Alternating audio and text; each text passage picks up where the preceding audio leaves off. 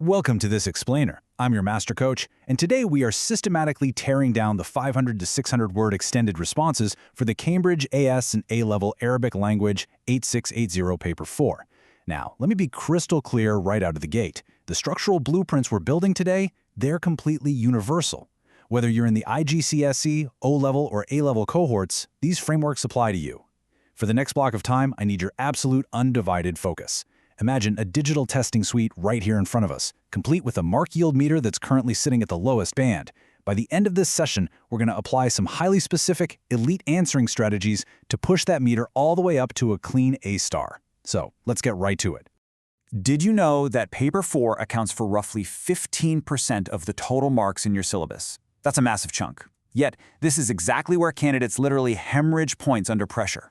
To understand why this happens, I want you to picture two very different types of scholars. We'll call them Alex and Sam. Now, Alex is an absolute factual powerhouse. Whenever Alex sees a prompt, they overload every single paragraph with raw, accurate textbook definitions. It's basically a massive data dump of Assessment Objective 1 facts. On the flip side, we have Sam. Sam is a fast writer who constructs these highly persuasive, beautifully flowing emotional arguments. But here's the absolute kicker. Both Alex and Sam routinely drop serious marks on exam day. Why?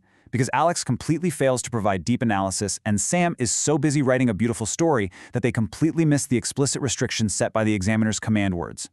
They both miss the core structural strategy. Today, we're going to fix exactly that. Here's our syllabus for today's strategy masterclass. We're hitting 1. Core principles. 2. The procedural framework. 3. Top examiner traps. 4. Advanced critical analysis, and wrapping it all up with 5. The final strategy audit. Let's dive in. All right, kicking things off with Section 1, Core Principles and Bridging the Conceptual Gap. Okay, the very first hurdle you've got to clear is understanding that Cambridge assessment rubrics prioritize analytical depth over superficial breadth. Take our student Alex, for example. Alex gets trapped in what we call isolated factual knowledge. Alex spots a familiar keyword in a high-tariff multi-part question, panics, and just writes down literally everything memorized about that one word. But listen to me, the promised land of grading is on the other side, cross-topic conceptual connections. When I read the principal examiner reports, they explicitly highlight that candidates who take foundational knowledge and apply it to completely unfamiliar contexts are the ones who achieve significantly higher marks. The examiners want to see you develop hierarchical mental schemas. They're looking to see if you can take a rule you learned in Chapter 1 and flawlessly execute it to solve a complex, weird problem you've never ever seen before. You see, the expectation scales up. You're not supposed to be a human encyclopedia just spitting out definitions. You must be an analytical architect. For instance, misinterpreting a command word like analyze, which means breaking a topic into parts, for evaluate, which demands you judge the success of those parts, triggers an immediate marking penalty on the examiner's grid. Bridging that conceptual gap is absolutely crucial. Let's move right into Section 2, the procedural framework. This is all about systematic processing.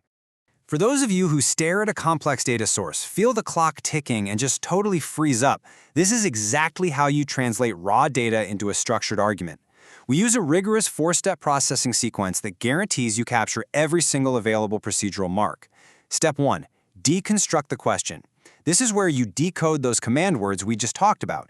If the question says explain, you clarify how or why something happens. But if it says to what extent, you must debate the limitations and build a balanced argument. Step 2, extract relevant data. You pull only the specific evidence from the stimulus materials that serves you decoded command word. Step 3, execute with clear notation. This means selecting your analytical framework and clearly mapping out your logic on the page.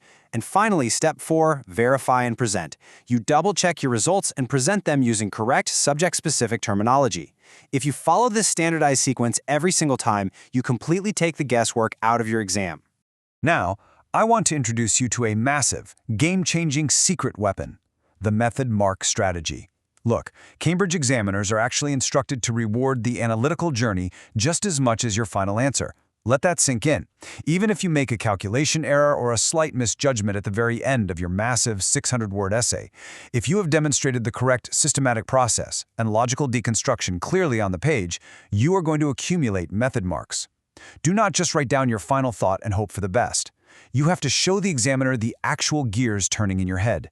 Show your clear working, annotate your logic, and let the examiner literally see your mental schema unfold. That is how you salvage marks, even when the pressure is on.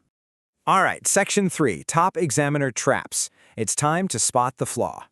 I've spent hours digging through classified intelligence from principal examiner reports, and here are the top 3 ways absolutely brilliant students accidentally forfeit their grades. First, answers are often way too vague. Students make these broad, sweeping statements without anchoring them in any specific details or data from the text. Let me tell you, examiners despise vagueness. Second, forgetting to check units and formatting conventions. Whether it's the proper headings in an accounting question, the chronological flow in a history essay, or the specific grammatical structures required in Arabic language, ignoring the format is a lethal, unforced error. Third, and honestly the most important one, providing generic answers that completely ignore the specific context of the given scenario. If your answer could apply to any company, any country, or any situation, you are losing marks, period. Let's see exactly how this plays out. I want you to imagine Alex and Sam sitting across from each other in a study suite, collaborating on a model response paragraph. They're debating the structural layout of their text blocks. Alex types out a draft that is a literal, perfect textbook definition of a concept, but it has absolutely zero relation to the prompt's actual scenario. Alex looks at the screen and says, "But coach, I defined the term flawlessly. That's assessment objective 1. I should get the marks." But Sam shakes her head and correctly points out, "Yeah, Alex, the definition is right, but look at the command word. It says evaluate the impact on the local community. You just dropped a dictionary definition without linking it to the community in the text at all." Sam is totally right. They challenge each other's reasoning, and they start rewriting their topic sentences live to match the exact requirements of the mark scheme. This right here, spotting that lack of context and fixing it, is exactly how you jump from a C band to an A band. Moving into Section 4, Advanced Critical Analysis. This is where we upgrade you to the A and A-star band. Okay, strategy check. Before we unlock this top-band paragraph structure to help you absolutely crush your upcoming exam sessions, I need to make sure your revision feed is perfectly optimized. Take 1 second right now to subscribe to Ace the Exams at the handle @AceTheExams and enable all notifications. We are dropping weekly Cambridge exam breakdowns that you literally cannot afford to miss, no matter if you're sitting for IGCSE, O-levels, or AS and A-levels. Consider it your digital system upgrade. All right, back to Alex and Sam. Mid-paragraph, they hit an unexpected structural roadblock. Their evidence just isn't linking back to their main thesis. This is where I step in and deploy a universal structural matrix, the Peel framework: point, evidence, explanation, link. Look at this framework for a perfect 600-word response. Descriptive elements, the what happened, should make up the smallest slice of your time. The vast majority of your word count must be dedicated to analytical elements, the how and why, and evaluative elements, the so what. If your essay is 80% description, you are fundamentally capping your grade. You must aggressively minimize descriptive text to make room for critical evaluation. Now it's time for an interactive visual workshop. I want you to treat this like a real exam environment. Challenge number 1, the visual data scan. Imagine a complex source chart or text case study popping up on your screen right now. I'm starting a 60-second countdown timer in your head. Go! What are you looking for? You must extract the highest yielding core trend before that clock runs out. When you're in that analytical slice of your essay, you'll often be asked to compare. True comparative analysis demands identifying similarities and differences. You cannot just list the traits of subject A in one paragraph and subject B in the next and pray the examiner connects the dots. You must use clear comparative connectives, words like conversely, whereas, or similarly. Higher-order assessment objectives demand that you weigh alternatives, compare approaches side by side, and draw concrete conclusions. Time's up! Did you spot the trend? Let's move to challenge number 2, spot the examiner trap. Imagine looking at a flawed, medium-tier sample student paragraph on screen. Where exactly does the logic fall apart? A top-scoring candidate deploys very specific evaluative thinking requirements to avoid these traps. First, they question the assumptions given in the prompt. Second, they consider the stakeholders. How does this affect Group X versus Group Y? Third, they weigh alternatives. If we don't choose this path, what's the opportunity cost? Fourth, they acknowledge uncertainty. They literally admit when data is limited or depends on an unpredictable variable. And finally, they justify every single decision with hard evidence extracted directly from the stimulus. I'm using my digital highlighter right now to show you that if you're missing even one of these steps, you are leaving marks on the table. This is how you engineer a flawless, flexible, ironclad analytical thesis. Finally, we arrive at Section 5, the final strategy audit. This is your ultimate exam day playbook. Just a quick reminder, if you haven't already, hit subscribe on Ace the Exams and enable those notifications. We want you fully equipped for every single high-stakes academic hurdle you face. Now let's look at Alex and Sam. They've reviewed their final high-scoring response text and they've had a massive breakthrough. They finally understand that data dumping without a thesis or writing a beautiful essay without answering the command word is a guaranteed way to fail. I want to distill this entire session into 3 universal Cambridge operational rules that you must memorize. Rule 1, the 3-step question scan. You must decode the exact command words before you ever pick up your pen. Rule 2, the marks per minute formula. You have strict time allocation. Spend your minutes where the marks are actually yielding. Rule 3, the post-writing compliance audit.